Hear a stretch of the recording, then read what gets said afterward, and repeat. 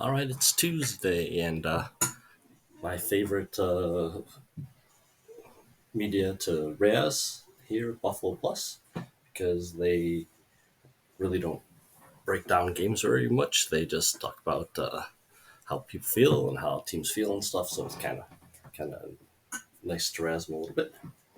So, and obviously, I'm not a professional football player myself, so I only talk about feel too. I just think my feelings about the games are better than their feelings about the game. So we'll start with my game takes. So this was how I wrote stuff as the game goes out there. Didn't much like the QB draw to start off. I mean, I like Josh running, but I'd much rather it happen in a designed pass play. If it opens up, then he gets to run. Much better than a QB draw. And with that, I like the QB scrambles. They're just much more effective. I believe that. This was the play. Diggs had to get 2 yards. And he put his head down. You don't see that very much. He usually does pretty good about protecting himself once he gets the ball. But when he has to get a first down, it's nice to see that he has capability about doing it. Uh, they did pitch once, which is interesting because I thought that pitches should occur a lot more, even though they're dangerous because if they drop them, then they're a fumble. But I just think that's a tool that teams should use. And on this particular one, he almost threw it away. And so you say, oh, don't pitch. And then a game later that day, uh, who was it that was ahead? And they pitched, ended up fumbling the ball. Maybe it was Tennessee, yeah, with the Dolphins. So, uh, but I still like the idea of keeping that tool as an available. And actually, the Kelce lateral, that's the same kind of thing. Oh, they tell you not to do that kind of stuff. But if you practice it and you have the talent, I think more players should use that. I wish I could remember why I wrote down wow, but must have been a good play. Again, another QB draw. And he got there because the line helped him out, but I'm not sure I would call them on a regular basis. Like I said, you see an opening go, but I don't know that I call them. They're usually a 2 or 3 yard play. They're not your 10, 12 yard plays. So, whatever. On the pick, it looked very much Josh Allen like until he threw it away. I wonder how many that he throws when he's actually running out of the pocket like that. I don't think it's all that often. I think my impression usually is when he delays and hesitates and throws and then makes that decision late that he picks it off. So that was very Josh Allen like, but normally those don't get picked off. So I kind of don't mind that one, even though you get the people saying, "Oh, I shouldn't do that kind of stuff." That's kind of stuff he does. Usually does so. It usually does well. So not a bad interception in my mind. This was before the half, uh, like that. Hey, had somebody else chime in for me, so that's nice.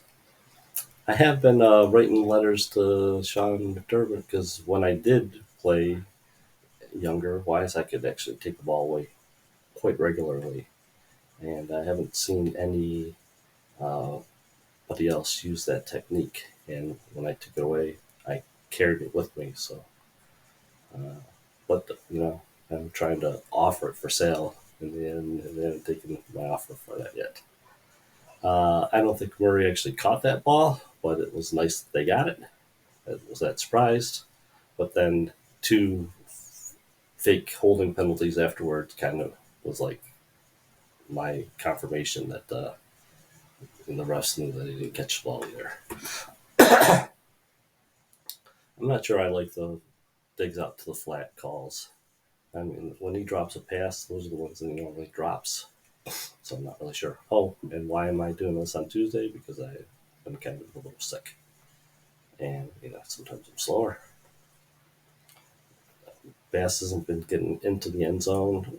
They might be doing it on purpose, and it worked out because they called fair catches. But I just wondered his missing that. I just wonder if his holder isn't good for him, or whatever. Or with the short kickoffs, maybe he is a little injured. Who knows? And there at the end of the game, I was a little concerned that they weren't going to hold him and they do their 7-yard things and get down there and kick a field goal. So with the penalty, there was 1:12 left. I was thinking that it's a shame because then they'll probably kick that field goal or score a touchdown with 20 seconds left.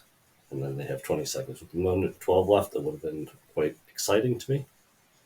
And they could have come back and won, which would have been something. So that was the in-the-game comments that I had made. And with that, let's talk about what I think we're going to hear from these guys, or what we should hear from these guys, right? So this game was basically exactly, or had all the same elements as your Jets game, your Eagle game, and your Broncos game, right? So, in fact, what's more, this game was actually a little bit more disturbing than the Jets game, because in the Jets game, everybody knew Allen had a poor game, and they still were up with 2 minutes to play, right? When you have a horrible game and you're up with 2 minutes to play, it's way different than when everybody thinks you're a superstar, like in this KC game, and you're only up by 3 points, right? So if you're a superstar, you should be up by 2 touchdowns. And in fact, that's the one thing. If he were the superstar in this game, it would have been nice that he would have hit Davis right there at the end of the game when he was wide open as well. So this game was not much at all different than the games that they ended up losing. They just didn't get that extra break that they ended up getting here with the offsides. So what I would hope, and I don't see Dan here, so the conversation that really should have happened here to help the Bills out in the future would be to figure out why on the offsides play Kelce was wide open. And I don't think that we're going to hear it from these guys. And I haven't heard it from the couple other things that I've watched here. I watched one of the show that Thurman Thomas and is on, and they didn't discuss that one, what was published today. I didn't see that right after that. But really, what needs to figure out is why they could have ended up losing this game again, or at least giving up that touchdown again if it weren't for the offsides. Why was Kelce so wide open? So I haven't got to see a great replay of that, but I heard somebody say that Tooney actually had gone down there and picked two of the defenders off. So if that were true, then the offsides shouldn't have mattered anywhere. There should have been a pick play. But if it was a play that wasn't going to be called anyway because the pick was clean, then there's something that Coach McDermott could learn from and not let himself set up his defensive players in order to leave somebody like a Kelce that could get wide open like that. So I wish that the analyst would actually go by and figure out what it was that made Kelce so open at that time, because that's what McDermott actually needs to work on for the next show. So with that, those are my initial thoughts. Let's see what these guys have to say. Now, I'm actually not going to run through this whole thing as a reaction today, just because, but we'll go through a couple minutes anyway and see what they have to say.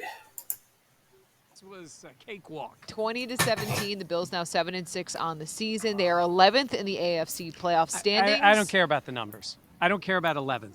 They are on line to be a playoff team now. I agree. This win changes it.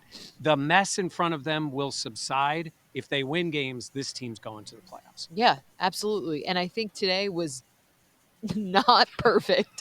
I'm still trying to figure out exactly how they found a way to win this game. They hung on and they made some stops at the end, but the defense stepping up at the end to seal the win. Yeah, the defense was great. The defense was great. Offense made some plays. James Cook. See, I don't understand that, right? Because the defense gave up the 7 points, right? Except that they had the goofy penalty, right? It was a penalty, absolutely was a penalty, but the defense gave up that 7 points. Look, we'll go through all of that. Yeah. What was this game really about? Besides them staying alive in the playoffs. Sean McDermott. It was about Sean McDermott. I mean, look, your head coach was beaten up this week. Absolutely. And what happened? They rallied around him. I think it galvanized the team. No question. They rallied around him because... See, this is the kind of thing that this group gets me right here. It's only because they won. Without that penalty, goofy penalty, they don't have this conversation. It's this is why these guys are so fun to razz, right?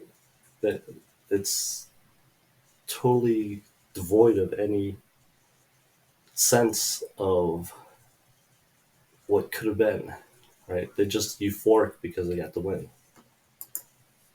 This is where you get paid back for being... The one thing that I did want to talk about a little bit was the difficulty with the refs, right? And that offsides kind of highlights the point that I'm going to make.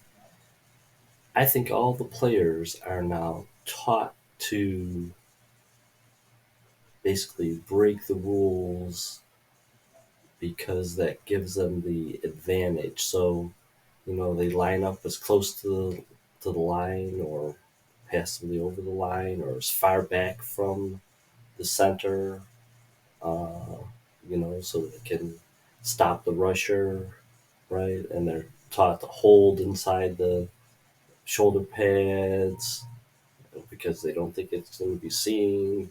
They're taught that they can,